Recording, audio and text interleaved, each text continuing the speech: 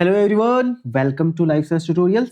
Transport in plants, पौधों में परिवहन के सेकंड लेक्चर में आप सभी का बहुत बहुत स्वागत है। इस लेक्चर में हम लोग पढ़ने जा रहे हैं प्लांट वाटर रिलेशन। प्लांट और वाटर के बीच में क्या क्या रिलेशंस होते हैं, पानी की कमी की वजह से क्या होता है, पानी की अधिकता की वजह से क्या होता है, सारी चीजें आज के इस लेक्चर में पढ़ेंगे। और प्लांट में ऑस्मोसिस कैसे होता है, ऑस्मोटिक प्रेशर क्या होता है ना, और वाटर पोटेंशियल क्या होता है, सारी चीजें हम लोग पढ़ेंगे। प्लस साथ में हम लोग प्लाज्मोलिसिस के बारे में भी बात करेंगे। ठीक है, क्या होता है प्लाज्मोलिसिस, ये सारी चीजें देखेंगे। हाइपरटोनिक सॉल्यूशन क्या होता है, आइसोटोनिक, और एक होता है हाइपोटोनिक। ये सब चीज पढ़ेंगे आज के इस लेक्चर में। ठीक है, देखो प्लांट वाटर रिलेशंस, ध्यान से सुनेंगे, ध्यान से समझेंगे। एकदम आसान सा कॉन्सेप्ट है आज का, समझ आ जाएगा। ज्यादा लंबा तो नहीं होगा, वैसे 1 घंटे तो नहीं जाना चाहिए इस लेक्चर को, लेकिन देखते हैं। ठीक है, चलो शुरू करते हैं। देखो, पौधों की सभी फिजियोलॉजिकल एक्टिविटीज, मतलब पौधों में होने वाले हर एक एक्टिविटी के लिए पानी बहुत आवश्यक है। ठीक है, वैसे ही हमारी बॉडी, ठीक है, हमारी बॉडी में भी बिना पानी के क्या ही है भाई। तो पौधे लिविंग ऑर्गेनिज्म ना, चाहे वो पौधा हो चाहे एनिमल हो, तो लिविंग ऑर्गेनिज्म में पानी की आवश्यकता बहुत ज्यादा होती है। सभी लिविंग ऑर्गेनिज्म में इसका बहुत महत्वपूर्ण रोल होता है।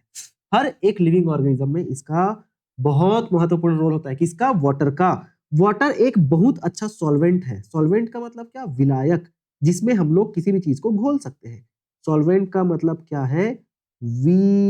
विलायक। ठीक, सॉल्वेंट का मतलब है विलायक। और ऐसा मीडियम प्रदान करता है जिसमें अलग अलग मॉलिक्यूल्स डिसॉल्व्ड और सस्पेंडेड रहते हैं। ठीक है, मतलब वाटर एक बहुत अच्छा विलायक है जिसमें चीजों को हम लोग घोल सकते हैं। और ये एक ऐसा मीडियम प्रदान करता है जिसमें अलग अलग मॉलिक्यूल्स क्या हो सकते हैं? घुल सकते हैं और सस्पेंड हो सकते हैं। ठीक है, उसमें घुले रह सकते हैं। अब कुछ एग्जांपल्स है जो कि ये बताता है कि वाटर जो है बहुत ज्यादा इंपॉर्टेंट है। Water is important. कुछ एग्जांपल से हम लोग समझेंगे कि वाटर कितना ज्यादा इंपॉर्टेंट है। जैसे एक वाटरमेलन, तरबूज जानते हो? तरबूज या खरबूज, तरबूज बोलते हैं आई थिंक, है ना? तो वाटरमेलन में, हाँ तरबूज, 92%, 92% वाटर होता है ना? खाते होगे तरबूज आप। तरबूज खाना बहुत जरूरी है, खाना चाहिए, क्योंकि हमारी बॉडी में पानी चाहिए। और फल खा के ही आपको पानी मिल जा रहा है तो अच्छी बात है ना भाई, है ना? तो वाटरमेलन में लगभग 92% पानी होता है। ज्यादातर हर्बेशियस प्लांट, मतलब हरी भरी पौधों में, है ना, हरी भरी पौधों में 85 से 90%, 85 to 90% वाटर होता है।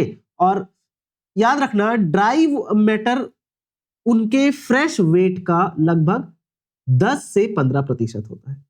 ठीक है, मतलब पौधे का जितना भी वेट होता है ना, उसको मेजर करेंगे तो पौधे का जितना भी वेट है उसका ड्राई वेट कितना होगा पता है? मात्र 10 से 15%।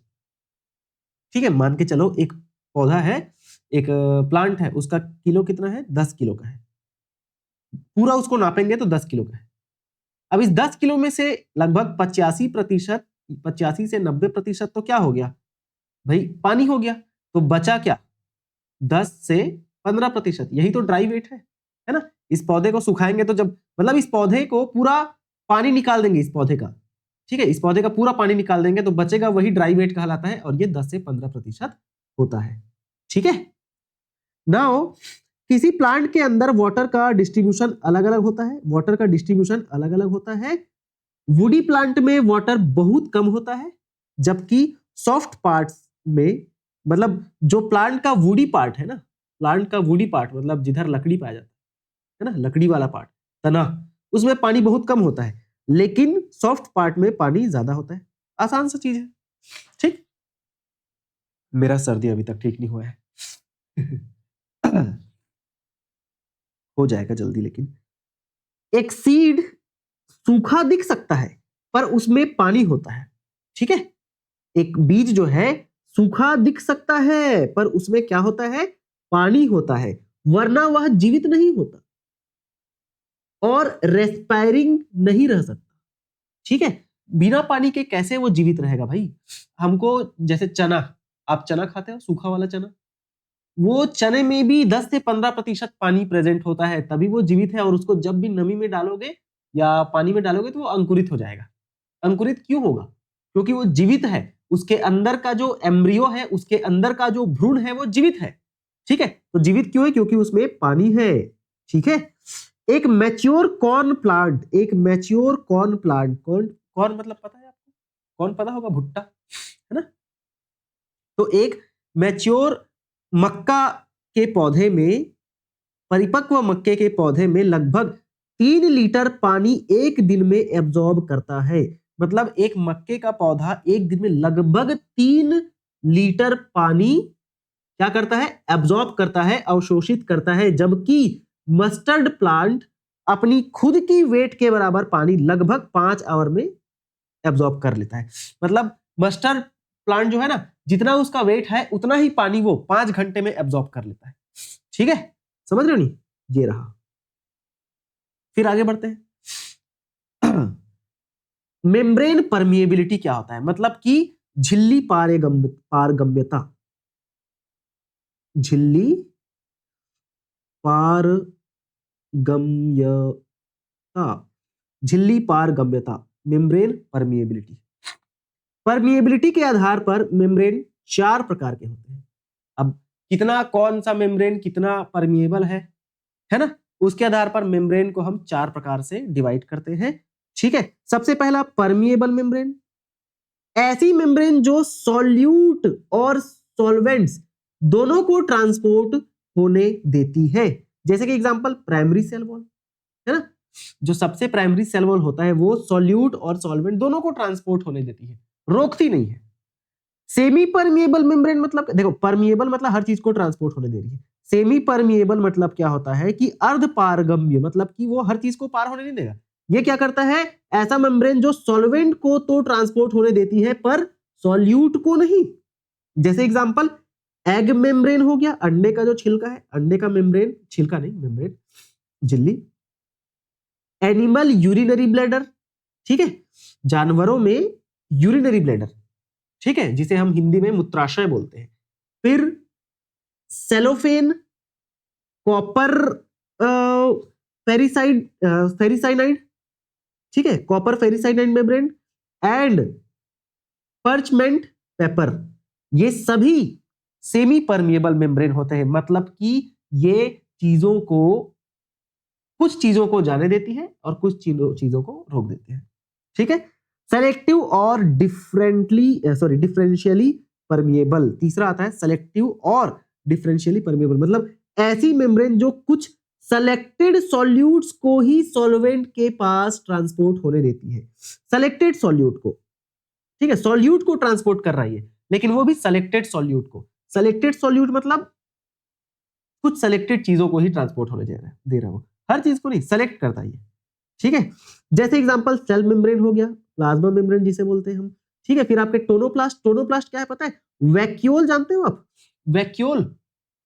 तो वैक्यूल का जो मेम्ब्रेन होता है, वैक्यूल का जो मेम्ब्रेन है उसे टोनोप्लास्ट बोलते हैं, का मेम्ब्रेन। ये एग्जाम में पूछा जाता है ना, टोनोप्लास्ट किसका मेम्ब्रेन है? वैक्यूल का मेम्ब्रेन होता है। और ऑर्गेनेलर मेम्ब्रेन, मतलब कि किसी भी ऑर्गन में जो मेम्ब्रेन रहता है, किसी भी ऑर्गन में जो मेम्ब्रेन रहता है वो भी सेलेक्टिवली परमिएबल होता है, मतलब सेलेक्टेड चीजों को ही ट्रांसपोर्ट होने देता है। फिर आता है इम्परमिएबल मेम्ब्रेन। ठीक है, इम्परमिएबल मेम्ब्रेन मतलब क्या? ऐसी मेम्ब्रेन जो न सॉल्यूट को ट्रांसपोर्ट करती है और न ही सॉल्वेंट को ट्रांसपोर्ट होने देती है। जैसे एग्जांपल में सुबेरिनाइज्ड सेल वॉल, जो कि कॉर्क में प्रेजेंट रहता है, सुबेरिन का की बनी सेल वॉल है ना, suberinized cell wall. Cutinized cell wall, epidermis में जो प्रेजेंट रहता है।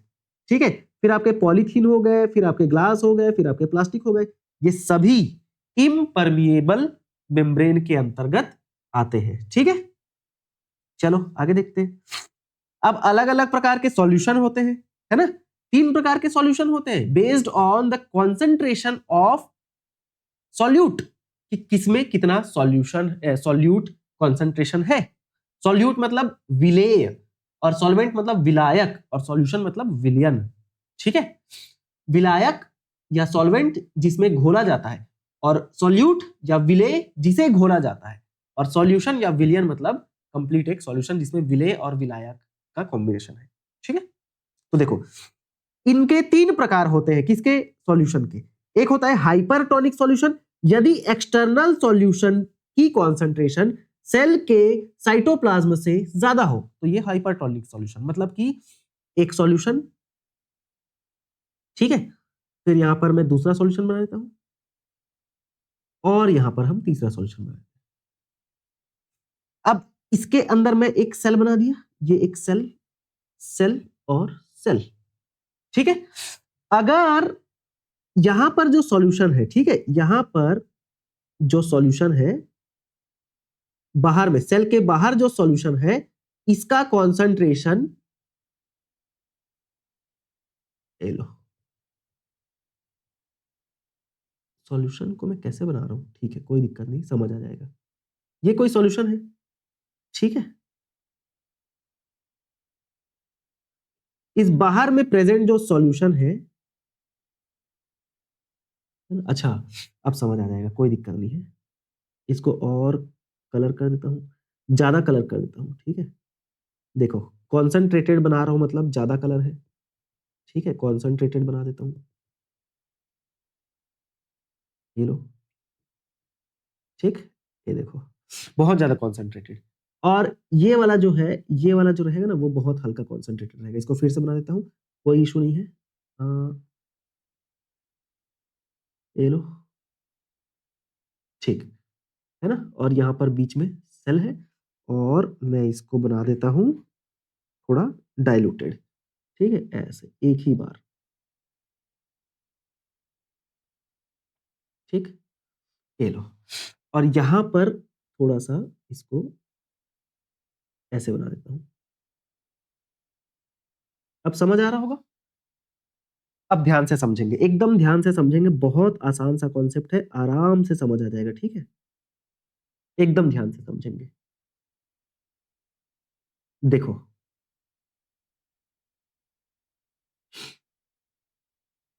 एक बोल रहा है क्या हमारा, हाइपरटोनिक सॉल्यूशन, मतलब यदि एक्सटर्नल सॉल्यूशन की कॉन्सेंट्रेशन सेल के साइटोप्लाज्म से ज्यादा है, मतलब यहां पर देखो इस सेल का जो सॉल्यूशन है ना, सेल के अंदर का जो सॉल्यूशन है उसका कॉन्सेंट्रेशन कुछ इतना है, ठीक है। मैं इसको थोड़ा सा अच्छे से हाईलाइट करता हूं सेल को, ठीक है, सेल को हाईलाइट करना जरूरी है ना।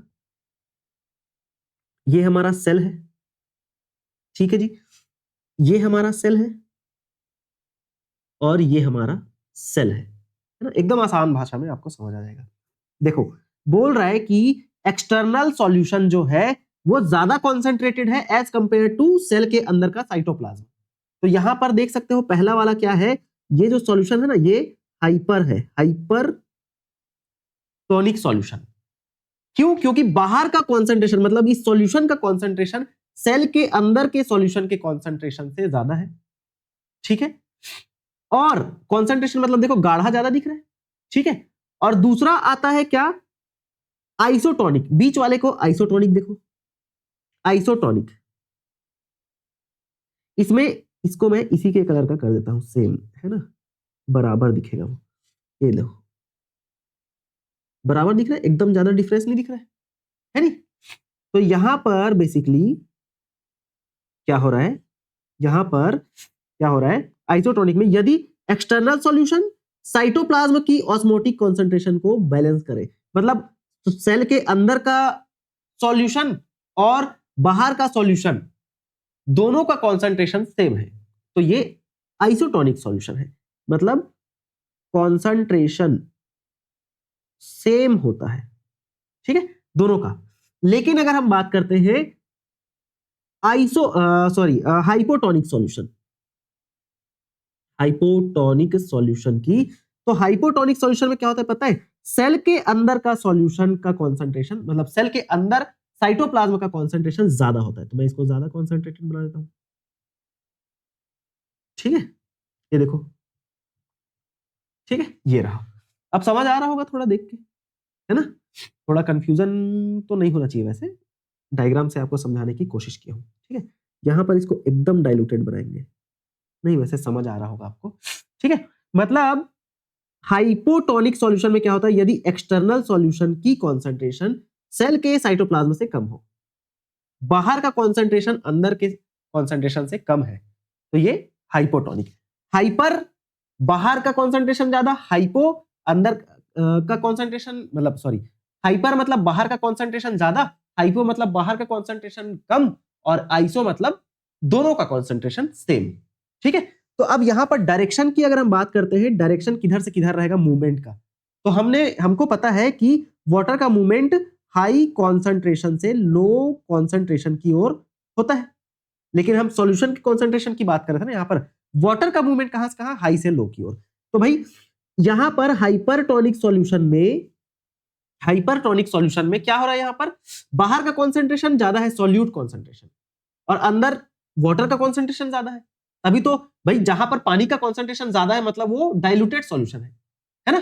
तो अंदर से बाहर वाटर मूव करेगा, ठीक है, अंदर से बाहर वाटर मूव करेगा। और आइसोटोनिक में तो क्या होगा, दोनों तरफ मूवमेंट होगी, ठीक है, मतलब बराबर है, बैलेंस्ड है। और हाइपोटोनिक में क्या होगा पता है, बाहर से अंदर वाटर मूव करेगा, मतलब जिधर वाटर का कॉन्सेंट्रेशन ज्यादा उधर से कम कॉन्सेंट्रेशन की ओर। मतलब सॉल्यूशन गाढ़ा है तो उसको पतला करना है, तो उसके लिए क्या किया जाता है, जैसे इस वाले में बाहर का सॉल्यूशन गाढ़ा है तो गाढ़े सॉल्यूशन में पानी लाना पड़ेगा, इसमें दोनों तरफ बराबर है। इसमें अंदर का सॉल्यूशन गाढ़ा है तो उस गाढ़े सॉल्यूशन को पतला करने के लिए बाहर से पानी भेजना पड़ेगा, ऐसा, ठीक है। यहां पर अब डायग्राम से देखना, नीचे डायग्राम जो दिया गया है, हाइपरटोनिक सॉल्यूशन है ना।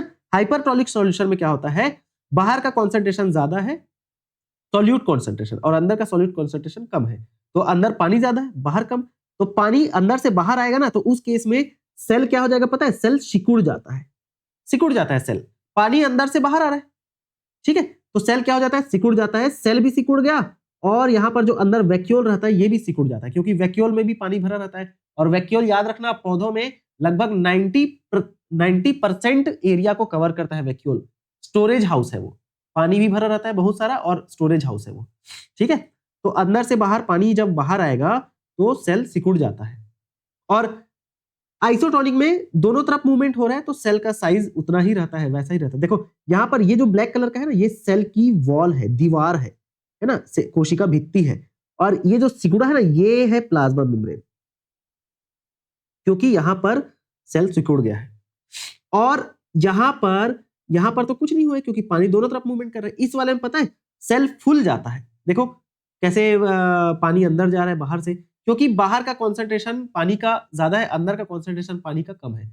और सॉल्यूट कॉन्सेंट्रेशन की बात करें तो अंदर सॉल्यूट कॉन्सेंट्रेशन ज्यादा है, बाहर सॉल्यूट कॉन्सेंट्रेशन कम है, ठीक है। तो ये हाइपोटोनिक सॉल्यूशन, मतलब पानी बाहर से अंदर जाता है हाइपोटोनिक सॉल्यूशन में, हाइपरटोनिक में अंदर से बाहर आएगा, और आइसोटोनिक में सेम, मतलब दोनों तरफ मूवमेंट होता है, ठीक है। तो हाइपोटोनिक सॉल्यूशन में सेल फूल जाता है, हाइपरटोनिक सॉल्यूशन में सेल सिकुड़ जाता है, और आइसोटोनिक में सेम रहता है, ठीक है। चलो नाउ वाटर पोटेंशियल की यहां पर हम बात करते हैं, क्या होता है वाटर पोटेंशियल। थोड़ा सा कॉन्सेप्ट हम लोग डीप चले गए थे पर कोई इशू नहीं है, है ना। डीप क्या, इसको समझाने के लिए बताना ही पड़ता, ठीक है। चलो देखो वाटर पोटेंशियल की यहां पर हम बात कर रहे हैं, क्या होता है वाटर पोटेंशियल। थर्मोडायनेमिक्स में फ्री एनर्जी ऑफ वाटर को वाटर पोटेंशियल कहा जाता है, मतलब कि पानी जितना फ्री है, किसी के साथ रिएक्ट नहीं कर रहा है, जैसे एक ग्लास लिया और इस ग्लास में सिर्फ मैंने पानी को ही डाला है, इसमें कोई सॉल्यूट नहीं डाला, कोई नमक शक्कर कुछ नहीं डाला, तो वो पानी एकदम प्योर है, फ्री वाटर है, एकदम प्योर वाटर, मतलब उस पानी के जितने मॉलिक्यूल है वो सब फ्री है, किसी से रिएक्ट नहीं किए हैं, है ना। तो मतलब कि उसकी जो वाटर पोटेंशियल है वो ज्यादा है, ठीक है। फ्री एनर्जी ऑफ वाटर मतलब वाटर के मॉलिक्यूल्स एकदम फ्री है, उसी को ही वाटर पोटेंशियल कहा जाता है, ठीक है। इसे ग्रीक सिंबल से दर्शाया जाता है, साई डब्ल्यू से दर्शाया जाता है, ठीक है। और इसे पास्कल एटमॉस्फेरिक में बार आदि यूनिट में व्यक्त करते हैं, ठीक है। इसको पास्कल में वो किया जाता है, मेजर किया जाता है, और एटमॉस्फेरिक प्रेशर में अगर देखा जाए तो बार में इसको क्या किया जाता है, मेजर किया जाता है। ठीक है।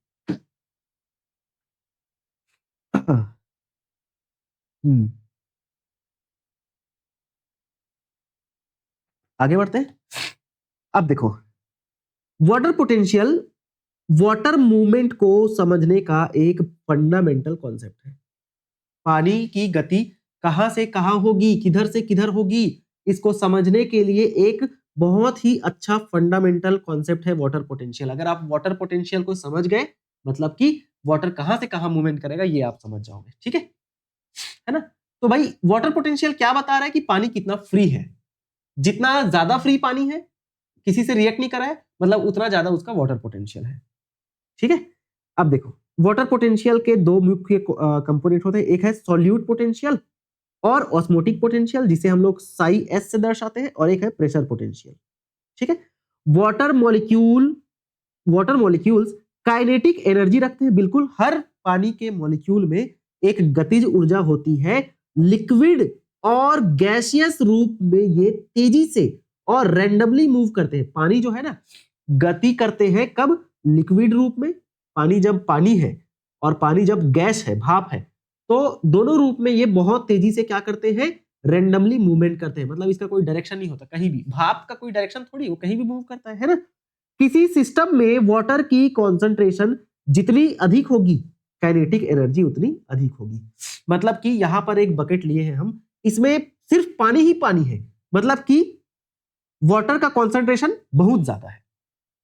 भाई, वाटर के मॉलिक्यूल अगर, जैसे यहां पर पानी है बहुत सारे, ठीक है, ऐसे बनाता हूं मैं पानी के मॉलिक्यूल को। यहां पर ये एक हमने क्या लिया? ग्लास लिया। अब इसमें वाटर के मॉलिक्यूल को मैं ऐसे ऐसे बना रहा हूं। ठीक है।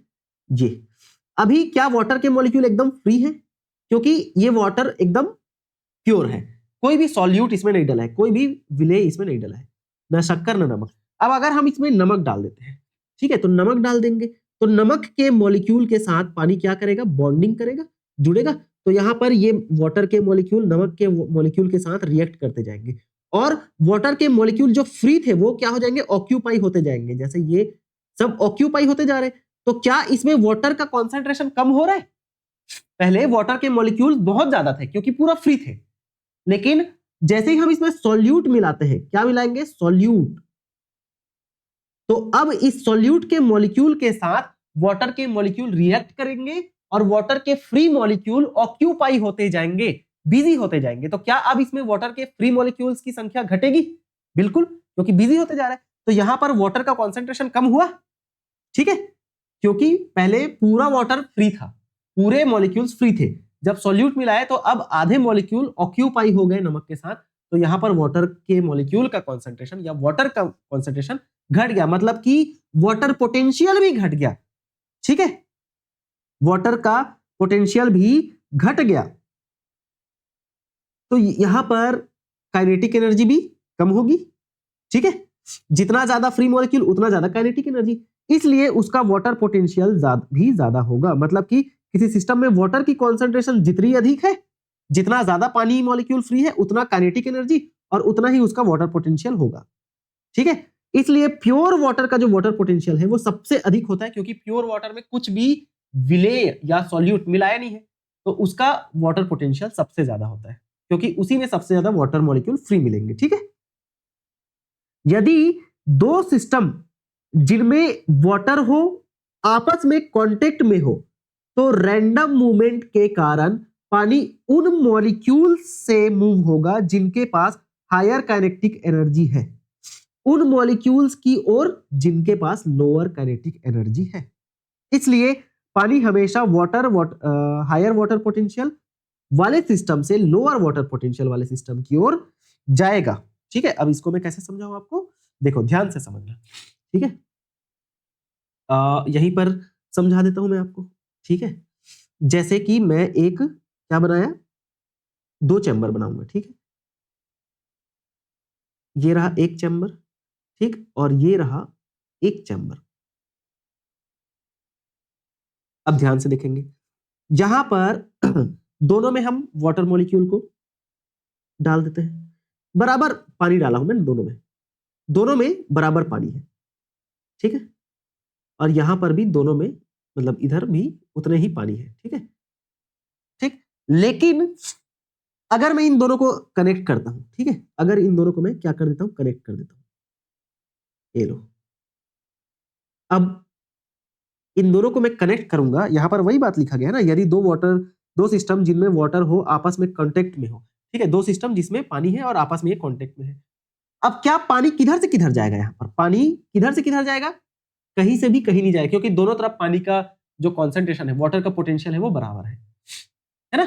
लेकिन जब मैं दूसरे वाले में, है ना, एक में क्या मिला दूं, सॉल्यूट मिला दूं, ये लो सॉल्यूट मिला दिया, क्या मिला रहा हूं मैं यहां पर, सॉल्यूट मिला रहा हूं।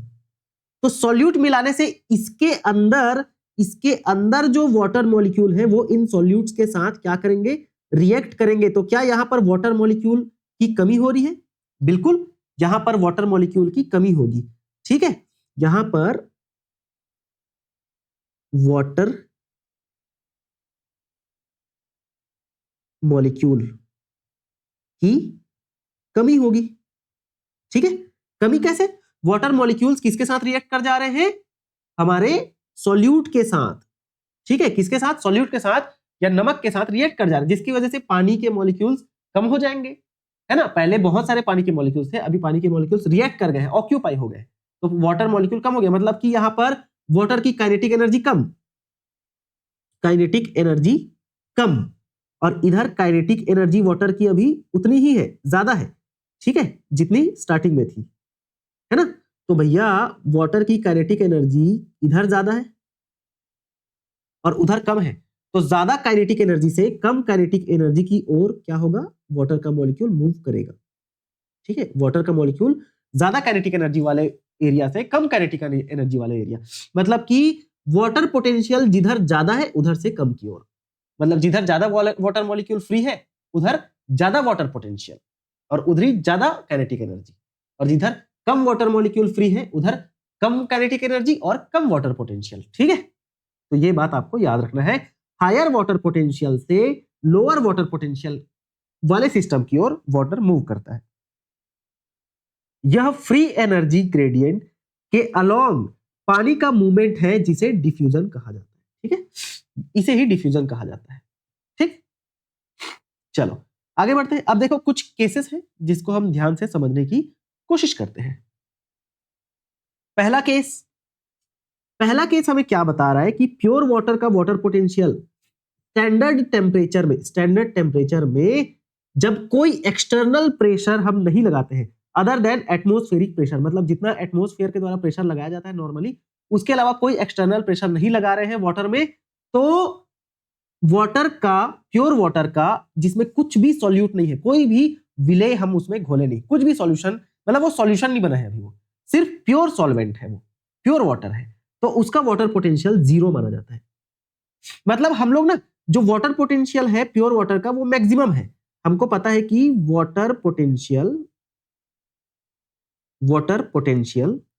ठीक है, वाटर पोटेंशियल, इसे हम लोग साई W से डिनोट करते हैं, ऑफ प्योर वाटर कैसा होता है, मैक्सिमम होता है, ठीक है भाई।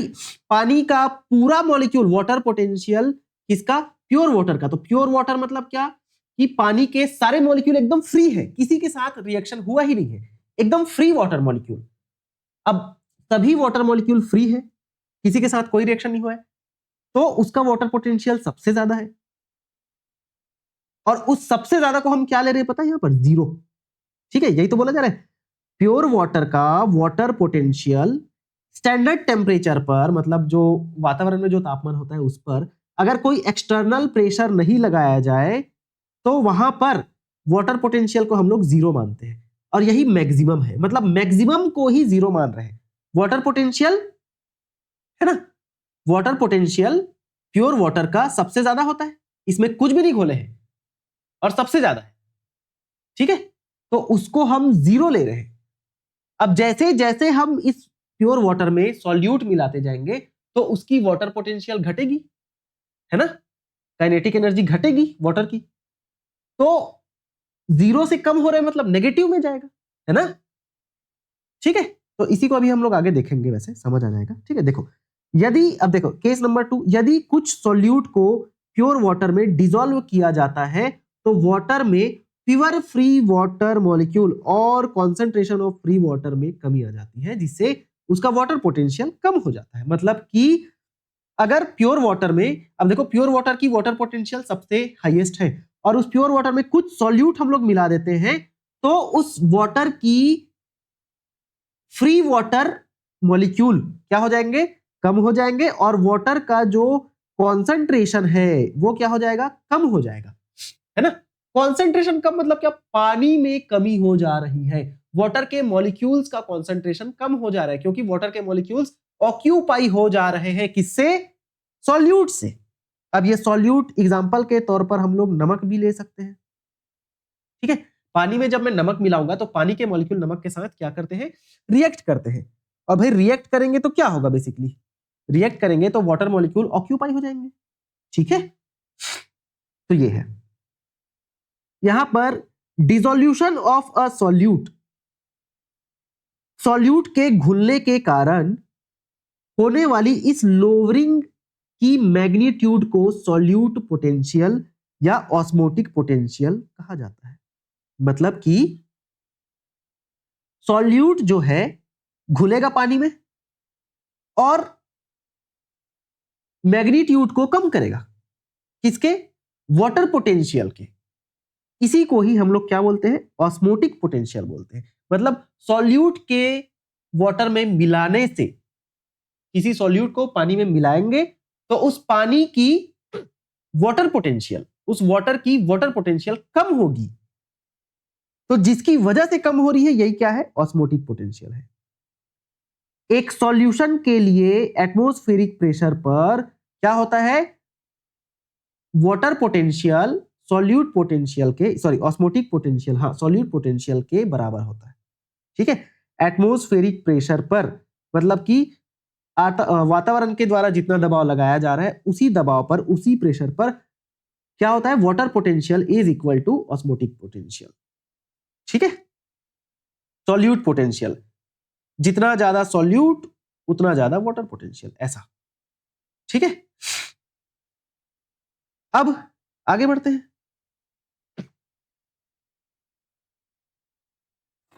कंक्लूजन क्या है कि सभी सॉल्यूशन का वाटर पोटेंशियल प्योर वाटर के वाटर पोटेंशियल से कम होता है, बिल्कुल।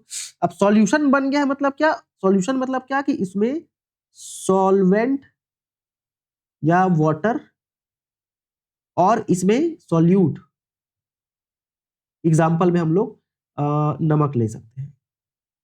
ठीक है, घुल चुके हैं तो इसे सॉल्यूशन बोल रहे हैं। अब सॉल्यूशन का वाटर पोटेंशियल ऑब्वियस सी बात है कि प्योर वाटर के वाटर पोटेंशियल से कम ही रहेगा। क्यों भाई, क्योंकि प्योर वाटर का वाटर पोटेंशियल सबसे ज्यादा है, उसमें कुछ भी नहीं मिला है, लेकिन उसी में अगर हम क्या मिला देते हैं, कुछ सॉल्यूट मिला देते हैं तो वाटर पोटेंशियल घटेगा। ठीक है, तो ये रहा। नाउ साई एस, जिसे हम लोग सॉल्यूट पोटेंशियल बोलते हैं, हमेशा नेगेटिव होता है। याद रखेंगे, साई एस जो है हमेशा नेगेटिव ही होगा, क्योंकि वो वाटर पोटेंशियल को कम ही करेगा। ठीक है, सॉल्यूट मॉलिक्यूल्स जितने ज्यादा होंगे उतना साई एस उतना ही लोअर या मोर नेगेटिव होगा।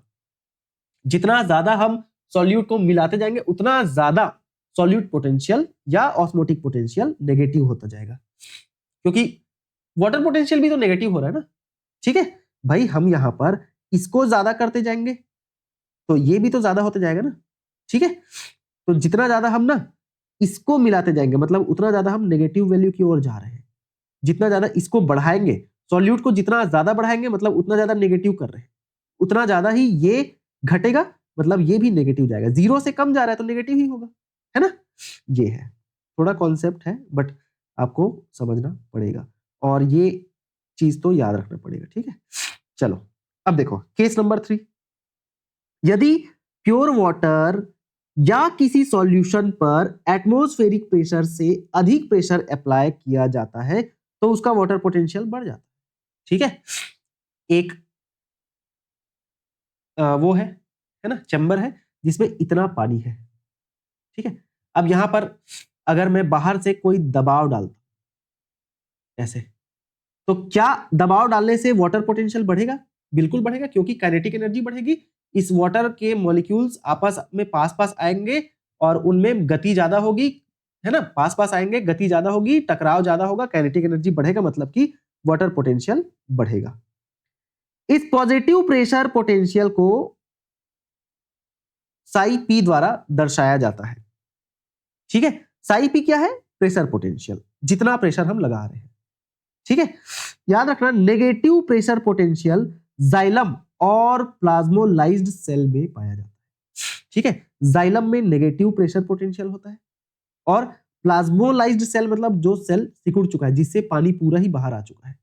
ठीक है, तो उसका जो प्रेशर पोटेंशियल है वो नेगेटिव होता है, क्योंकि प्रेशर लगाने से पूरा पानी बाहर आ गया।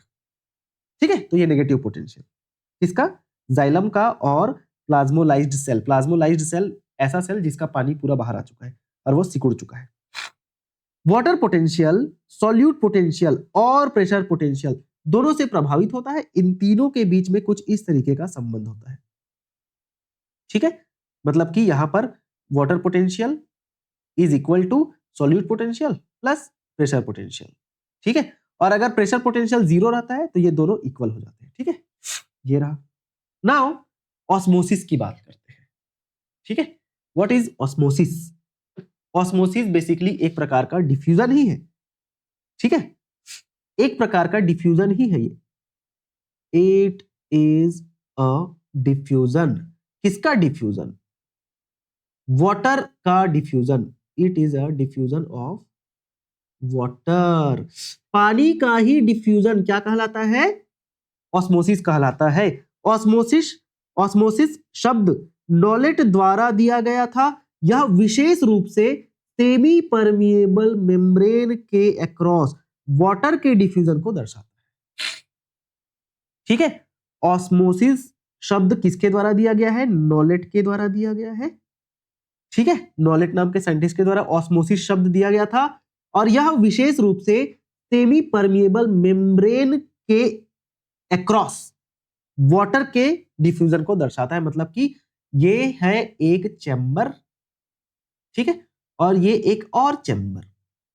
ठीक है, मतलब एक ही चैम्बर है जिसको हम लोग यहां बीच से सेमी परमिएबल मेम्ब्रेन SPM, ठीक है, सेमी परमिएबल मेम्ब्रेन से सेपरेट कर दिए हैं। और इसमें हायर कॉन्सेंट्रेशन से इधर पानी का कॉन्सेंट्रेशन ज्यादा है, ठीक है, और इधर पानी का कॉन्सेंट्रेशन कम है। तो पानी का मूवमेंट या गति from higher concentration to lower concentration, पानी की गति होना या एक तरफ से दूसरे तरफ जाना, कहां से कहां? हायर कॉन्सेंट्रेशन से लोअर कॉन्सेंट्रेशन की ओर जाना with the help of semi permeable membrane. ठीक है, अर्ध पारगम्य झिल्ली के द्वारा पानी का movement from higher concentration to lower concentration. ठीक है, वाटर मूवमेंट पानी के केस में डिफ्यूजन ही है, लेकिन पानी की बात करते हैं तो उसको एक अलग नाम, स्पेशल नाम दे दिया गया है जिसको ऑस्मोसिस कहा जाता है, वाटर का डिफ्यूजन। ठीक है, चलो अब कुछ फैक्ट्स ऑस्मोसिस के संबंध में। ऑस्मोसिस डिफ्यूजन का ही एक प्रकार है। ठीक है, यह स्पॉन्टेनियसली एक ड्राइविंग फोर्स के रिस्पॉन्स में होता है। बिल्कुल, ड्राइविंग फोर्स क्या है?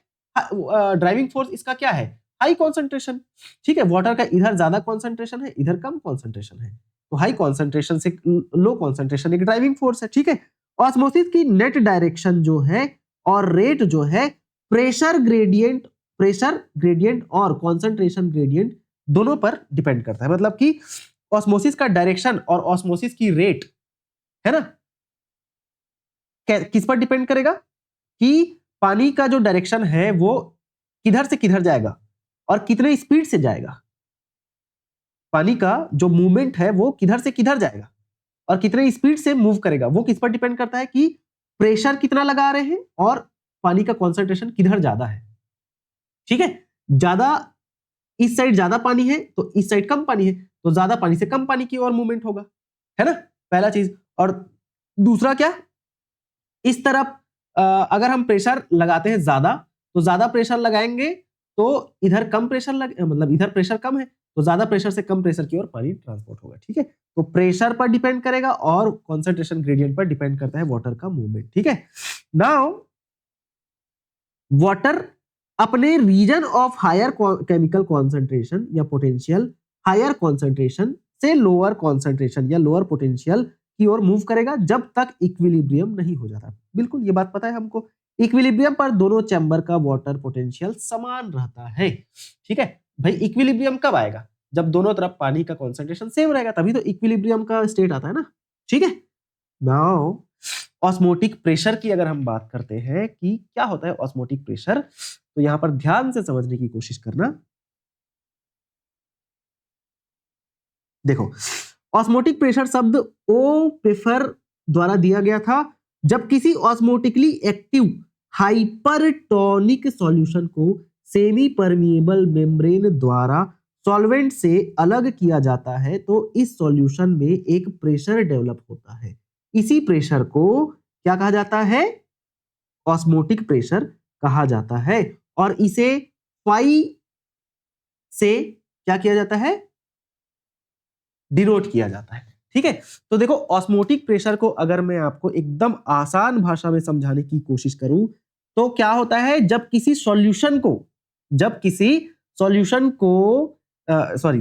सॉल्यूशन में पानी कम होता है और सॉल्यूट की मात्रा ज्यादा होती है। ठीक है, कोई एक ऐसा सॉल्यूशन है जिसमें पानी की मात्रा कम है और उसमें सॉल्यूट या नमक की मात्रा ज्यादा है। नमक को एग्जांपल ले लो सॉल्यूट के तौर पर, नमक ज्यादा है पानी कम है, तो यह क्या करता है पता है? पानी को अपनी तरफ खींचने की कोशिश करेगा। ठीक है, पानी को अपनी तरफ खींचने की कोशिश करेगा और पानी को अपनी ओर खींचने की ये जो ताकत है, इसी को ही हम लोग क्या बोलते हैं? ऑस्मोटिक प्रेशर कहते हैं। ठीक है, एक बार फिर से ध्यान से सुनना। जो ऑस्मोटिक प्रेशर है वो वह प्रेशर है या वह दबाव है जो पानी को कम कॉन्सेंट्रेशन से ज्यादा कॉन्सेंट्रेशन वाले सॉल्यूशन में जाने से रोकने के लिए लगाया जाता है। ठीक है, कम कॉन्सेंट्रेशन से ज्यादा कॉन्सेंट्रेशन वाले सॉल्यूशन में जाने से रोकने के लिए लगाया जाता है। ठीक है, यही क्या है? हमारा ऑस्मोटिक प्रेशर है ना। चलो आगे बढ़ जाते हैं। ठीक है, एक और मतलब फिर से एक बार सुन लो और आपको बता देता हूं, क्योंकि ये थोड़ा सा कंफ्यूजन है इसलिए बार बार बता देता हूं। ऑस्मोटिक प्रेशर क्या होता है? Osmotic pressure, pressure required to stop osmosis. ठीक है, मतलब कि जैसे यहां पर समझना, एक चैम्बर है, ये यहां पर सॉल्यूट है ना, मतलब कि पानी है और इसमें नमक भी है, बहुत सारा सॉल्यूशन हो गया है, मतलब सॉल्यूशन का कॉन्सेंट्रेशन बहुत ज्यादा है, मतलब कि वाटर प्लस सॉल्ट। ठीक, इधर पानी का कॉन्सेंट्रेशन कम है और इधर पानी का कॉन्सेंट्रेशन ज्यादा है। ठीक है, तो भाई ये क्या करेगा? ये इधर वाला जो सॉल्यूशन है ये क्या करने की कोशिश करेगा पता है? इधर वाला जो सॉल्यूशन है ना, इधर वाला जो सॉल्यूशन है ये इधर वाले सॉल्यूशन से पानी को लेने की कोशिश करेगा। अब ये पानी को लेने की कोशिश करता है, इसी को हम जिस दबाव से रोकेंगे वही क्या होता है? ऑस्मोटिक प्रेशर होता है। मतलब कि ऑस्मोटिक प्रेशर ऑस्मोसिस को रोकने के लिए लगाया गया प्रेशर। यहां से पानी यहां आएगा क्योंकि पानी इधर ज्यादा है और इधर कम है, तो ज्यादा पानी से कम पानी वाले एरिया में जब पानी आने की कोशिश करता है, इसको रोकने के लिए हम जो प्रेशर लगाएंगे वो क्या है? ऑस्मोटिक प्रेशर है। ठीक है, जब पानी कम सॉल्यूट वाली जगह से अधिक सॉल्यूट वाली जगह की ओर जाता है, ठीक है, कम सॉल्यूट वाली जगह मतलब इधर कम सॉल्यूट है और इधर ज्यादा सॉल्यूट है, तो पानी कम सॉल्यूट वाली जगह से ज्यादा सॉल्यूट वाली जगह में मतलब जगह की ओर जाता है, तो इसे इस मूवमेंट को रोकने के लिए जितना दबाव लगाना पड़े, मतलब यहां से पानी यहां आएगा, तो इस पानी को रोकने के लिए हम जितना दबाव लगाएंगे वही क्या है? ऑस्मोटिक प्रेशर कहलाता है। ठीक है, चलो जी, ऑस्मोटिक प्रेशर आई होप समझ आ गया होगा। ठीक है, अब ध्यान से समझना फिर से। ऑस्मोटिक प्रेशर का मैथमेटिकल एक्सप्रेशन होता है क्या? ICRT, phi equal to IC, phi ही बोलते हैं आई थिंक इसको, है ना भाई। मेरा मैथ तो बहुत खराब है ना, 10वीं में 33 नंबर लाने वाला स्टूडेंट हूं मैं ठीक है, 100 में 33 नंबर, समझ रहे हो, बहुत बहुत बहुत खराब। ठीक है, हाँ, लेकिन बायोलॉजी में बहुत अच्छे मार्क्स थे। ठीक है, phi is equal to ICRT, जहां फाई ऑस्मोटिक प्रेशर को दर्शाता है, आई आयोनाइजेशन कांस्टेंट को दर्शाता है, सी कॉन्सेंट्रेशन को दर्शाएगा, आर गैस कांस्टेंट को, और टी एब्सोल्यूट टेम्परेचर को दर्शाता है। ये फॉर्मूला पूछा जा सकता है, ठीक है, याद रखेंगे। अब देखो कुछ फैक्ट्स ऑस्मोटिक प्रेशर से संबंधित कुछ तथ्य हैं जिसको आपको ध्यान में रखना है, जैसे कि यह प्रेशर सॉल्यूशन के डाइल्यूशन को रोकता है।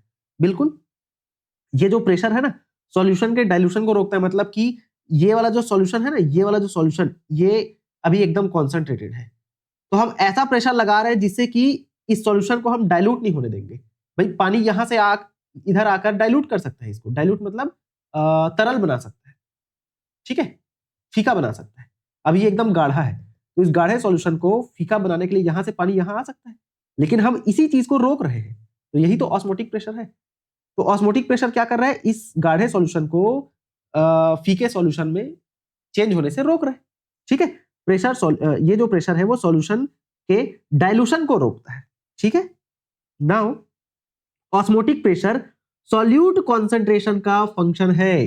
ठीक है, ऑस्मोटिक प्रेशर जो है ना, सॉल्यूट कॉन्सेंट्रेशन का फंक्शन, मतलब सॉल्यूट कॉन्सेंट्रेशन को समझने के लिए हम ऑस्मोटिक प्रेशर का कॉन्सेप्ट पढ़ते हैं। इसलिए सॉल्यूट कॉन्सेंट्रेशन जितनी ज्यादा होगी उतना ज्यादा प्रेशर चाहिए होगा, ताकि पानी अंदर डिफ्यूज ना हो सके। मतलब यहां पर ये वाला जो सॉल्यूट है, मतलब इस वाले चैम्बर में जितना ज्यादा सॉल्यूट होगा, जितना ज्यादा नमक होगा, उतना ज्यादा हमको प्रेशर लगाना पड़ेगा कि पानी यहां से यहां ना आए, क्योंकि ये वाला सॉल्यूशन जितना ज्यादा गाढ़ा होगा उतना ज्यादा पानी इधर से इधर आने की कोशिश करेगा। ठीक है, और उसी पानी को हमको रोकना है, तो उसके लिए हमको कुछ तो प्रेशर लगाना पड़ेगा। जितना ज्यादा गाढ़ा उतना पानी स्पीड से आएगा, उतना प्रेशर हमको लगाना पड़ेगा ताकि ये पानी इधर ना आ पाए। यही क्या है, ऑस्मोटिक प्रेशर है। ठीक है, न्यूमेरिकल रूप से अगर हम बात करें तो ऑस्मोटिक प्रेशर जो है, ऑस्मोटिक पोटेंशियल या जिसे सॉल्यूट पोटेंशियल भी बोलते हैं, इसके बराबर होता है। तो साई एस, जिसे हम ऑस्मोटिक पोटेंशियल भी बोलते हैं, ये नेगेटिव होता है किसके, फाई के, मतलब इक्वल होता है नेगेटिव फाई के। साइन हम लोग विपरीत लिखते हैं, मतलब कि जो हमारा ऑस्मोटिक प्रेशर है ऑस्मोटिक पोटेंशियल के बराबर तो होता है, बट ऑस्मोटिक प्रेशर को हम लोग नेगेटिव से दर्शाते हैं। ठीक है, फॉर्मूला याद रखेंगे। इलेक्ट्रोलाइट का ऑस्मोटिक प्रेशर नॉन इलेक्ट्रोलाइट से ज्यादा होता है। इलेक्ट्रोलाइट का ऑस्मोटिक प्रेशर नॉन इलेक्ट्रोलाइट से ज्यादा होता है। ठीक है, इलेक्ट्रोलाइट मतलब चार्ज मॉलिक्यूल, ठीक है, सोडियम क्लोराइड वगैरह ये सब। अलग अलग हैबिटेट के प्लांट में ऑस्मोटिक प्रेशर अलग अलग होता है। अलग अलग हैबिटेट मतलब अलग अलग आवास में रहने वाले प्लांट। ठीक है, जैसे यहां पर हाइड्रोफाइट्स मतलब क्या होता है, सिर्फ पानी में पाए जाने वाले या एकदम ज्यादा ही नमी एरिया में पाए जाने वाले प्लांट। और मीजोफाइट मतलब क्या, जहां पर मतलब जो थोड़ा कम पानी भी रहेगा तो भी चलेगा।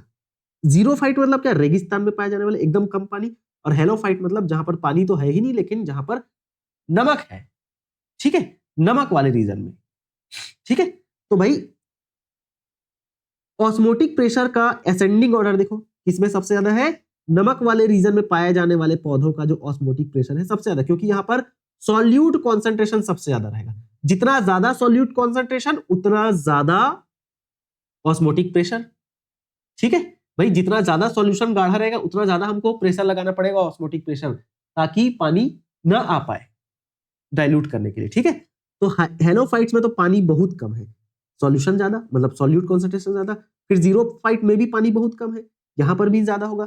मीजोफाइट में थोड़ा थोड़ा बहुत तो पानी होता है ना, और हेलोफाइट में तो बहुत ज्यादा पानी है, तो सॉल्यूशन यहाँ पर बहुत तरल है, मतलब एकदम डाइल्यूटेड है, तो उसको और क्या ही डाइल्यूट करना है ना। तो ये तो सबसे ज्यादा ऑस्मोटिक प्रेशर किसका होता है, हेलोफाइट्स का, फिर जीरोफाइट्स का, फिर मीजोफाइट्स का, फिर हाइड्रोफाइट्स का। ठीक है, सबसे अधिक ऑस्मोटिक प्रेशर एक हेलोफाइट प्लांट एट्रिप्लेक्स कॉन्फेरिफोलिया में पाया जाता है। ठीक है, और प्योर वाटर का ऑस्मोटिक प्रेशर 0 माना जाता है। ठीक है, प्योर वाटर में कोई सॉल्यूशन मतलब सॉल्यूट ही नहीं है, सॉल्यूट कॉन्सेंट्रेशन 0 मतलब कि उसका ऑस्मोटिक प्रेशर 0। ऑस्मोटिक प्रेशर को हम लोग ऑस्मोमीटर से मेजर करते हैं। किसको? ऑस्मोटिक प्रेशर को हम लोग ऑस्मोमीटर से मेजर करते हैं, ठीक है। और मेथड जो है वो क्या है? प्लाज्मोलाइसिस है। अब प्लाज्मोलाइसिस क्या है ये हम लोग अभी पढ़ेंगे, ठीक है। तो ये चीज तो हम लोग समझ चुके हैं डायग्राम से, ठीक। आगे बढ़ जाते हैं। देखो, एक एक्सपेरिमेंट किया गया जो कि ये दर्शाता है कि ऑस्मोसिस और ऑस्मोटिक प्रेशर कैसे मेजर किया जाता है। मतलब ऑस्मोसिस को और ऑस्मोटिक प्रेशर को समझने के लिए एक एक्सपेरिमेंट किया गया। इस एक्सपेरिमेंट को हम लोग यहाँ पर समझने की कोशिश करते हैं, ठीक है। ध्यान से समझना, एकदम आसान सा कॉन्सेप्ट है, मजेदार कॉन्सेप्ट है। ये डायग्राम समझ लो पहले, ठीक है। देखना, मान लीजिए एक प्रयोग में सुक्रोज का सॉल्यूशन एक फनल में लिया गया और इसे प्योर वाटर से एक सेमी परमिएबल मेम्ब्रेन द्वारा अलग किया गया, ठीक है भाई। यहां यहीं पर बना देता हूं मैं एक सॉल्यूशन, ठीक है, ये लो। और इस यहां इस सॉल्यूशन में ना क्या भरा है पता है? प्योर वाटर भरा है, ठीक है। मतलब एक बकेट है, बकेट नहीं बोलते, एक चैम्बर लिया मैं जिसमें प्योर वाटर डाल दिए, ठीक है। ये लो प्योर वाटर, है ना, ये रहा। नाउ अब क्या कर रहे हैं?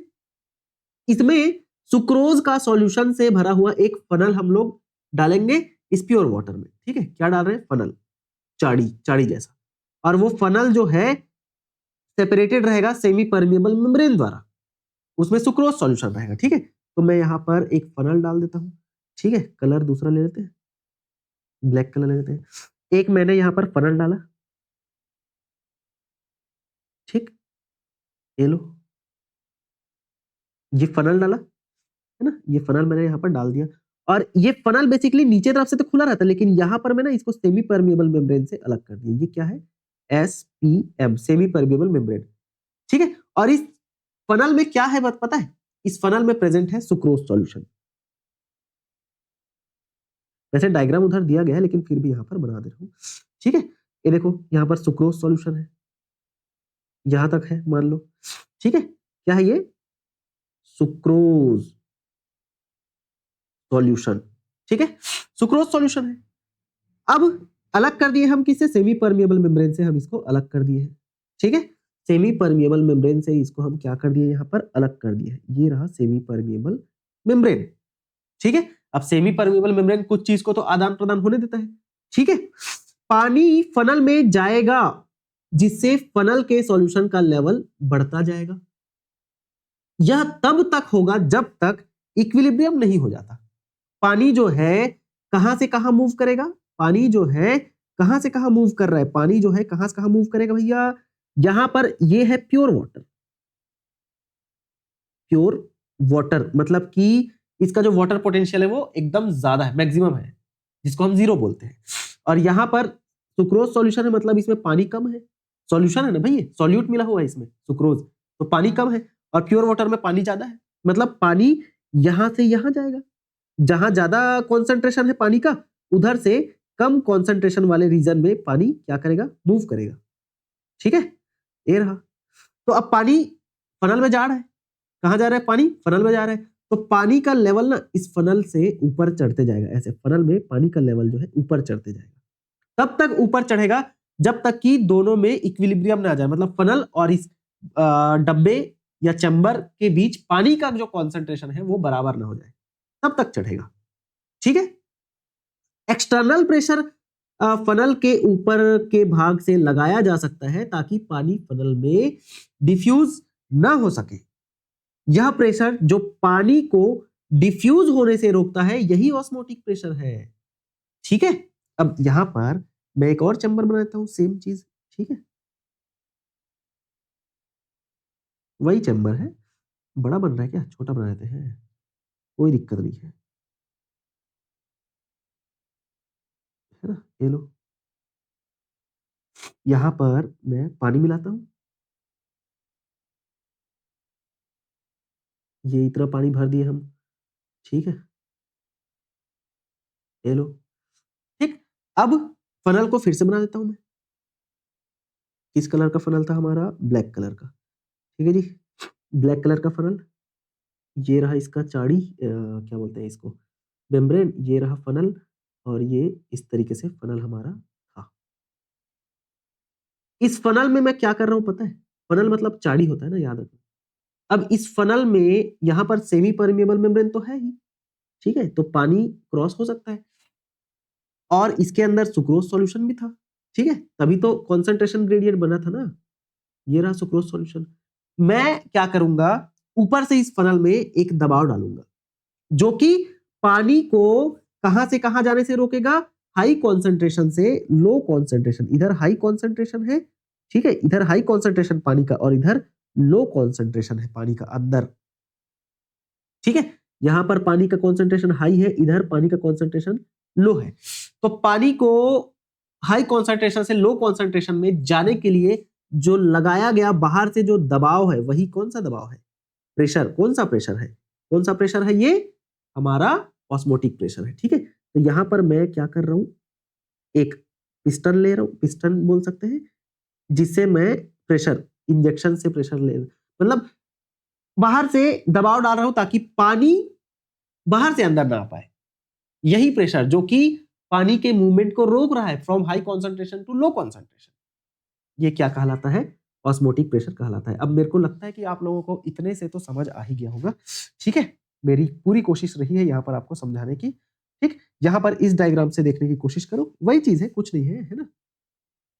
यहाँ पर पानी का कॉन्सेंट्रेशन अभी कम था, तो यहां से पानी अंदर जाते गया और पानी का लेवल ऊपर बढ़ गया। ये देखो, ऊपर बढ़ गया पानी का लेवल, सुक्रोज सॉल्यूशन है ना। और ये मेम्ब्रेन, इस वाले में क्या हो रहा है, ऊपर से मैं दबाव डाल रहा हूं ताकि पानी इधर से इधर ना जा पाए। तो जो दबाव है, जो कि पानी को हाई कॉन्सेंट्रेशन से लो कॉन्सेंट्रेशन में जाने से रोक रहा है, यही दबाव क्या कहलाता है? ऑस्मोटिक प्रेशर, ठीक है। यही चीज यहां पर लिखा गया है, जिसको पढ़ लेते हैं। एक थ्रिसल फनल में सुक्रोज सॉल्यूशन भरकर उसे वाटर वाले बीकर में इन्वर्टेड पोजीशन में रखा गया। वाटर मेम्ब्रेन के अक्रॉस एरो दिखाया जा रहा है, जो कि डिफ्यूज होता है, मतलब जहां से जहां एरो दिखाया, एरो दिख रहा है आपको, है ना। तो फनल में सॉल्यूशन का लेवल ऊपर उठेगा क्योंकि पानी अंदर जा रहा है।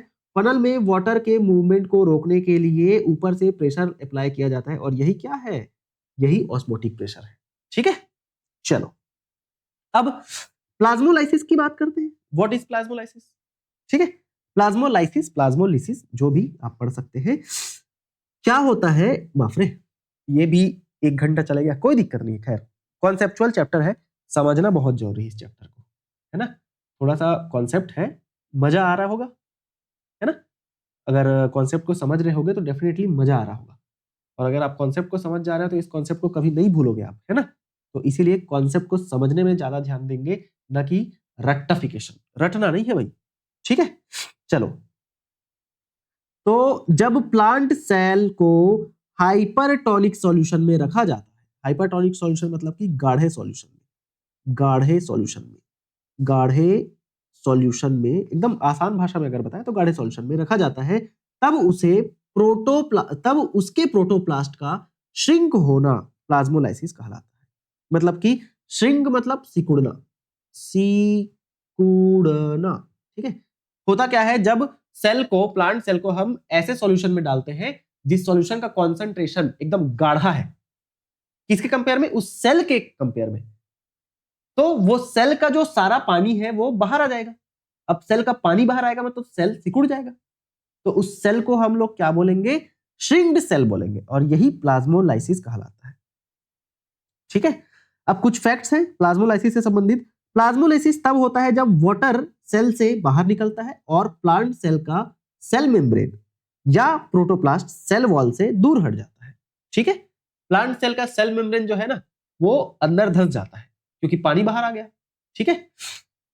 वाटर हमेशा हाई कॉन्सेंट्रेशन पोटेंशियल सेल के अंदर जो कि होता है, से लो वाटर पोटेंशियल जो कि एक्सटर्नल हाइपरटोनिक सॉल्यूशन का होता है, की ओर मूव करता है। मतलब इसको मैं अगर डायग्राम से आपको समझाऊं तो यहां पर बेसिकली ये एक सॉल्यूशन, ठीक है, यहां पर हम एक सॉल्यूशन बना दिए हैं, और इस सॉल्यूशन का कॉन्सेंट्रेशन हम यहां पर क्या करते हैं, चलो एकदम ज्यादा ही गाढ़ा कर देंगे, ऐसे। यहां पर एक ऐसा सॉल्यूशन है जो कि एकदम ज्यादा ही क्या है, गाढ़ा है, ठीक है, हाइपरटोनिक सॉल्यूशन है ना, मतलब सॉल्यूट इसमें ज्यादा है, पानी कम है, सॉल्यूट ज्यादा, ठीक। यहां पर लिख देता हूं मैं, ये है क्या, हाइपरटोनिक सॉल्यूशन, ठीक है, मतलब कि सॉल्यूट या नमक समझ लो ज्यादा है और वाटर कम है। वाटर पहले ज्यादा रहा होगा लेकिन सॉल्यूट मिला है तो अब वाटर कम हो गया, क्योंकि वाटर के मॉलिक्यूल क्या हो गए, ऑक्यूपाई हो गए ना सॉल्यूट से, ठीक है। ये रहा, पानी कम है। अब यहां पर मैं बीच में एक क्या बनाता हूं, सेल बनाता हूं, ठीक है। ये मैं क्या बना रहा हूं, यहां पर एक सेल बना रहा हूं, है ना। मिटा रहा हूं तो थोड़ा अच्छे से नहीं मिटा, लेकिन कोई इशू नहीं है। यहां पर हम लोग क्या करते हैं, यहां पर एक सेल बना देते हैं, ठीक है, ये लो, है ना, एक सेल बना दिया मैं, है ना। अब बाहर से इसको थोड़ा सा और अच्छे से क्या कर देते हैं, सजा देते हैं, ठीक है जी, ये रहा, है ना, ये रहा। अब क्या कर रहे हैं हम पता है, अब हम लोग यहां पर क्या कर रहे हैं, इसको चलो, ठीक। अब अंदर का जो कॉन्सेंट्रेशन है वाटर का, सेल के अंदर का जो कॉन्सेंट्रेशन है वो बहुत कम है, वाटर का कॉन्सेंट्रेशन, ये लो, अंदर का कॉन्सेंट्रेशन कम है, सॉल्यूट का कॉन्सेंट्रेशन, मतलब अंदर वाटर कॉन्सेंट्रेशन ज्यादा है ना, अंदर क्या है, वाटर कॉन्सेंट्रेशन ज्यादा है, अरे सॉरी, थोड़ा इसको, अंदर सेल के अंदर वाटर कॉन्सेंट्रेशन कैसा है, ज्यादा है, और सॉल्यूट कॉन्सेंट्रेशन कम है, तो पानी जिधर ज्यादा है उधर से कम की ओर जाएगा, है ना। बाहर पानी कम है, अंदर पानी ज्यादा है, ठीक है। ये एक सेल है, कौन सा सेल, प्लांट सेल। तो पानी का मूवमेंट कहां से कहां होगा, पानी का मूवमेंट, पानी जिधर ज्यादा है उधर से कम की ओर, तो पानी बाहर आएगा, ठीक है, पानी कहां आएगा, बाहर, ठीक है, ऐसे। तो पानी के बाहर आने से सेल क्या हो जाएगा, सेल सिकुड़ जाएगा, ठीक है। पानी के बाहर आने से सेल क्या हो जाएगा, सेल सिकुड़ जाएगा। तो इस कंडीशन में यहां पर ऐसे आगे मैं बनाऊं, ठीक है, यहां पर बना दूं, ठीक है। टाइम भले लग रहा है थोड़ा सा, लेकिन मेरे को लगता है कि आपको समझ आना बहुत जरूरी है, ठीक है। ये लो, वही चीज बना दिया यहां पर, और इसको मैं क्या कर देता हूं, बाहर। अब इसका कॉन्सेंट्रेशन ना थोड़ा सा कम हो जाएगा ना, क्योंकि पानी अंदर से बाहर आया है, ठीक है। तो ऐसे मैं ये इसको बना दिया, ठीक है, ये रहा, बना दिया। अब बीच से पानी पूरा बाहर निकल गया भाई, ठीक है, ये लो, ऐसे। तो जो हमारा सेल वॉल रहेगा वो तो वहीं पर रहेगा ना, सेल वॉल तो वहीं पर, सेल वॉल तो सिकुड़ता नहीं है, ठीक है, सेल वॉल तो वहीं पर रहेगा ना भाई। सेल वॉल को मैं ऐसे बना देता हूँ, ये लो, ये हमारा सेल वॉल, ठीक है, ये हमारा क्या है, सेल वॉल है, ये हमारा सेल वॉल, ठीक, ये क्या है, हमारा सेल वॉल है। लेकिन सेल वॉल वहीं पर रहेगा, वो नहीं सिकुड़ता, लेकिन हमारा जो प्लाज्मा मेम्ब्रेन है, जो कि यहां पर प्लाज्मा मेम्ब्रेन था, है ना, यहां पर अंदर की ओर ऐसे हम प्लाज्मा मेम्ब्रेन को बना रहे हैं, यहां पर ये प्लाज्मा मेम्ब्रेन पहले यहां पर था, लेकिन वो प्लाज्मा मेम्ब्रेन अब क्या हो जाए रहेगा, ऐसे सिकुड़ जाए रहेगा, ऐसे सिकुड़ गया है प्लाज्मा मेम्ब्रेन, ठीक है, और सेल एकदम छोटा सा रह गया है। तो ये क्या है, बेसिकली प्लाज्मोलाइज्ड सेल है, ठीक है, ये क्या है, प्लाज्मो, क्योंकि पानी बाहर आ गया ना, पानी बाहर आ गया, कहां से, अंदर से बाहर आ गया पानी, तो सेल अब सिकुड़ गया, ठीक है, श्रिंक्ड, श्रिंक सेल और प्लाज्मोलाइज्ड सेल ये है, ठीक है, ये रहा। तो इसी चीज को हम यहां पर पढ़ रहे हैं। प्लाज्मोलाइसिस के दौरान पानी सबसे पहले साइटोप्लाज्म से निकलता है, सबसे पहले साइटोप्लाज्म से बाहर आएगा, फिर उसके बाद वैक्यूल से बाहर आएगा। वैक्यूल में पानी भरा रहता है सेल के अंदर, तो पहले तो कहां से बाहर आता है, साइटोप्लाज्म से, फिर वैक्यूल से आता है। प्लाज्मोलिसिस केवल लिविंग सेल की प्रॉपर्टी है, प्लाज्मोलिसिस सिर्फ और सिर्फ लिविंग सेल में होता है, डेड सेल में नहीं होता, क्योंकि डेड सेल में तो पानी है भी नहीं, तो पानी कहां से कहां जाएगा भाई। प्लाज्मोलिसिस सिर्फ लिविंग सेल में होता है। प्लाज्मोलिसिस का प्रोसेस आमतौर पर रिवर्सिबल भी होता है, ठीक है, रिवर्सिबल है। अगर इस सेल को मैं सिकुड़े हुए सेल को, प्लाज्मोलाइज्ड सेल को ऐसे सॉल्यूशन में रखूं जो कि जिसका वाटर कॉन्सेंट्रेशन बहुत ज्यादा है, जिसमें ज्यादा पानी है, तो पानी अब बाहर से अंदर की ओर आएगा। ठीक है, तो इस सेल को मैं दूसरे चैम्बर में डालूंगा जहां पर पानी ज्यादा होगा, सॉल्यूट कॉन्सेंट्रेशन कम होगा, है ना। यहां पर तो भाई पानी कम था और सॉल्यूट ज्यादा थे, मतलब वाटर का कॉन्सेंट्रेशन बहुत कम था, तभी तो अंदर से बाहर आया। लेकिन अब इस सिकुड़े हुए सेल को मैं फिर से दूसरी जगह रखूं जहां पर पानी ज्यादा रहेगा, सॉल्यूट कम रहेगा, तो फिर से सेल फूल सकता है, स्वेल हो सकता है। ठीक है, तो ये रिवर्सिबल प्रोसेस है। अब एप्लीकेशन की बात करते हैं प्लाज्मोलिसिस के, तो लिविंग सेल की आइडेंटिफिकेशन के लिए, लिविंग सेल को हम पता कर पाते हैं। ठीक है, लिविंग सेल को हम पता कर पाते हैं कि कौन सा जिंदा है, कौन सा मरा हुआ है ना। जैसे आप किशमिश को देखते होंगे, किशमिश क्या है, लिविंग सेल ही तो है। अंगूर लिविंग सेल है, क्योंकि सिकुड़ जाता है ना। किशमिश को आप उसमें डालते हो, खीर बनाते हैं तो किशमिश फूल जाता है ना। और आप अंगूर को ना शक्कर पानी में डाल के देखना, एकदम गाढ़े शक्कर पानी या नमक पानी में, वो सिकुड़ जाएगा किशमिश की तरह।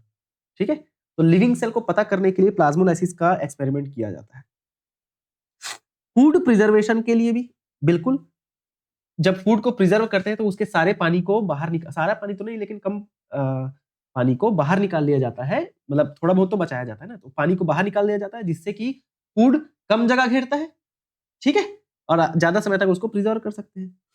वीड्स के एलिमिनेशन के लिए, खेतों में जो खरपतवार होते हैं ना, वीड्स होते हैं, उसको एलिमिनेट करें कैसे, हम उस खेत में ऐसे सॉल्यूशन का छिड़काव करते हैं जो कि कॉन्सेंट्रेशन को बढ़ा देता है, तो जिससे कि वीड्स के सेल्स से पानी बाहर आ जाता है और वीड्स के जो सेल्स हैं वो सिकुड़ जाते हैं, जिससे कि वीड्स मर जाते हैं। ठीक है, ऑस्मोटिक प्रेशर, वीड्स मतलब खरपतवार ना, अनवांटेड प्लांट जो खेतों में उगते हैं ना, ऐसे पौधे जो हमारे फसल को नुकसान पहुंचाते हैं, उनको वीड्स बोलते हैं, है ना।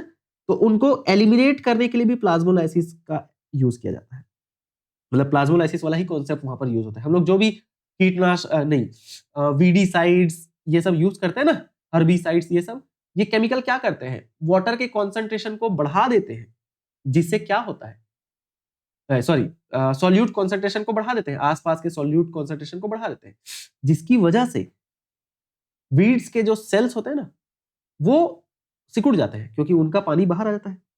ऑस्मोटिक प्रेशर के मेजरमेंट के लिए भी इस मेथड का उपयोग किया जाता है। ठीक है, ऑस्मोटिक प्रेशर के मेजरमेंट के एक मेथड के रूप में। ठीक है, नाउ प्लाज्मोलाइज्ड सेल में सेल वॉल और श्रिंकन प्रोटोप्लास्ट के बीच क्या होता है, तो ये होता है हाइपरटोनिक सॉल्यूशन होता है। मतलब यहां पर ये क्या बोल रहे हैं पता है, यहां पर ये वाला जो जगह है, जैसे यहां पर तो ये ठीक है, लेकिन ये वाला जो जगह है ना, जो श्रिंकन एरिया है, इस जगह में क्या होता है, तो हाइपरटोनिक सॉल्यूशन भरा रहता है यहाँ पर। ठीक है, ऐसा। चलो, अब हम बात कर लेते हैं behaviour of cell in different different solution. तो सेल का जो बिहेवियर है वो अलग अलग सॉल्यूशन में कैसा कैसा होता है। अगर हम बात करते हैं आइसोटोनिक सॉल्यूशन में, आइसोटोनिक मतलब कि ऐसा सॉल्यूशन जिसमें वाटर का जो मूवमेंट है वो किसी तरफ नहीं होता। ठीक है, मतलब इक्विलिब्रियम है ना, इक्विलिब्रियम वाला स्टेट है। जब किसी सेल या टिश्यू को आइसोटोनिक सॉल्यूशन में रखा जाता है तो पानी का नेट फ्लो ना अंदर होता है ना बाहर होता है, यानी नेट मूवमेंट जो है जीरो होता है। ठीक है भाई, ये रहा एक चैम्बर, इस चैम्बर में मैंने यहां पर वाटर का कॉन्सेंट्रेशन इतना बनाया, मतलब यहां पर ये रहा वाटर कॉन्सेंट्रेशन, सॉल्यूट कॉन्सेंट्रेशन इतना। ठीक है, और सेल बनाया मैंने यहां पर, एक सेल बना दिया। ठीक है, इस सेल के अंदर का भी कॉन्सेंट्रेशन सेम है, तो पानी ना तो अंदर जाएगा और ना तो बाहर आएगा। ठीक है, तो यही क्या है, यही है हमारा आइसोटोनिक सॉल्यूशन। ठीक है, इस अवस्था में जब पानी अंदर और बाहर बराबर फ्लो करता है और इक्विलिब्रियम होता है, सेल को फ्लैसिड सेल कहते हैं। मतलब इस अवस्था में ये जो सेल है ना, जहां पर पानी ना तो अंदर जा रहा है ना बाहर जा रहा है, इस समय क्योंकि इक्विलिब्रियम में है ना, कॉन्सेंट्रेशन का ग्रेडियंट ही नहीं है, मतलब सांद्रता का अंतर ही नहीं है, कहीं पर भी कम ज्यादा नहीं है, दोनों तरफ बराबर है सब चीज पानी, तो उस केस में इस सेल को फ्लैसिड सेल बोलते हैं। नॉर्मल अवस्था फ्लैसिड सेल बोलते हैं। ठीक है, अब अगर हम सेल को हाइपोटोनिक सॉल्यूशन में रखते हैं, ऐसा सॉल्यूशन जिसमें पानी बाहर से अंदर जाता है। यहां पर ये हाइपरटोनिक सॉल्यूशन था, ठीक है। बाहर का जो सॉल्यूशन था ये कैसा सॉल्यूशन था, हाइपरटोनिक सॉल्यूशन। अगर हम इसी को जस्ट अपोजिट करते हैं तो क्या होगा पता है, सेल जो है फूल जाएगा, क्योंकि बाहर से अंदर जाएगा ना पानी। जब एक प्लाज्मोलाइज्ड सेल को, है ना, ये वाला जो सेल है ये प्लाज्मोलाइज्ड सेल है, ये वाला जो सेल है ये प्लाज्मोलाइज्ड सेल है। इस प्लाज्मोलाइज्ड सेल को कहां रखेंगे, हाइपोटोनिक सॉल्यूशन, मतलब अपोजिट। ये एकदम गाढ़ा सॉल्यूशन था, अब हम लोग एकदम फीका सॉल्यूशन में रखेंगे। तो पानी सेल के अंदर डिफ्यूज होता है, मतलब पानी अब सेल के अंदर जाएगा। इसके परिणाम स्वरूप सेल क्या हो जाएगा, टर्जिड हो जाएगा, मतलब कि सेल जो है स्वेल हो जाएगा। इस प्रोसेस को डी प्लाज्मोलाइसिस कहा जाता है, मतलब जस्ट प्लाज्मोलाइसिस का अपोजिट, यहां पर जो हुआ है उसका जस्ट अपोजिट डी प्लाज्मोलाइसिस कहलाता है। अब देखो यहां पर प्लाज्मोलाइज्ड सेल, इसमें क्या हो रहा है, बाहर का ये जो सॉल्यूशन है ना, ये जो सॉल्यूशन है ये कैसा सॉल्यूशन है, हाइपरटोनिक, गाढ़ा सॉल्यूशन। तो अंदर का पानी बाहर आएगा, क्योंकि बाहर पानी कम है, तभी तो गाढ़ा सॉल्यूशन है। यहां पर आइसोटोनिक में कहीं नहीं जाएगा, क्योंकि दोनों तरफ सेम है। और यहां पर क्या हो रहा है, बाहर हाइपोटोनिक सॉल्यूशन है, मतलब बाहर पानी कम है, सॉरी पानी ज्यादा है, और अंदर पानी कम है। अंदर की कॉन्सेंट्रेशन, मतलब पानी की कॉन्सेंट्रेशन कम है और सॉल्यूट कॉन्सेंट्रेशन अंदर ज्यादा है, तो पानी बाहर से अंदर जाएगा, ठीक है। जस्ट इसका उल्टा ये, तो ये टर्जिड सेल कहलाएगा क्योंकि सेल फूल जाएगा, और ये क्या सेल कहलाएगा, ये प्लाज्मोलाइज्ड सेल कहलाएगा, ठीक है, जिसमें सेल श्रिंक हो जाता है। और इस अवस्था को फ्लैसिड बोलते हैं, जिसमें कोई तरफ मूवमेंट नहीं हो रहा पानी, क्योंकि ये इक्विलिब्रियम वाला स्टेट है। कौन सा स्टेट है ये, E Q U I double L I B R I U M, equilibrium वाला स्टेट है। दोनों तरफ सेम है कॉन्सेंट्रेशन वाटर का, ठीक है। ये रहा हमारा क्या, ऑस्मोटिक प्रेशर और हमारा प्लाज्मोलिसिस, ठीक है। आई होप आप सभी को चीजें अच्छे से समझ आई होंगी। आगे हम लोग टर्गर प्रेशर की बात करेंगे, इम्बिबिशन की बात करेंगे, डीपीडी क्या होता है, इन सभी की बात कर लेंगे, है ना। लॉन्ग डिस्टेंस, अब अभी तक तो हम लोग शॉर्ट डिस्टेंस ट्रांसपोर्ट पढ़ रहे हैं, आगे हम लोग नेक्स्ट लेक्चर्स में लॉन्ग डिस्टेंस ट्रांसपोर्ट वगैरह को कवर करेंगे, ठीक है। तो चलो भाई साहब, मिलेंगे अगले लेक्चर में, तब तक के लिए बहुत बहुत शुक्रिया।